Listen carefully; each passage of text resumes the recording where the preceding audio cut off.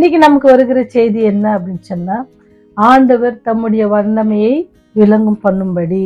நீங்க பாத்தீங்கன்னு சொன்னா 2 நாளாகவும் 16வது அதிகாரம் 9வது வசனம் இவ்வாறாக சொல்லுகிறது. தம்மை பற்றி உத்தம இருதயத்தோடு இருக்கிறவர்களுக்கு தம்முடைய வல்லமையை விளங்க பண்ணும்படி கர்த்தருடைய கண்கள் பூமி எங்கும் உலாவி கொண்டிருக்கிறது. இந்த விஷயத்தில் மதியில்லாதிருந்தால் ஆகையால் இது முதற்கொண்டு உங்களுடைய யுத்தங்கள் உங்களுக்கு நேரிடும் என்று ஆரம்பிச்சது. அதனால ஒண்ணுமே இல்லாத இடத்துல என்ன செய்யறாரு ஆண்டவர், என்ன செய்து வெற்றியை தரார். அவர் அந்த வெற்றியை தரும் பொழுது என்ன நடக்குதுன்னு ஆண்டுடைய நாமம் பிரஸ்தாபப்படுகிறது அல்லது ஆண்டுடைய நாமம் விளங்குறது.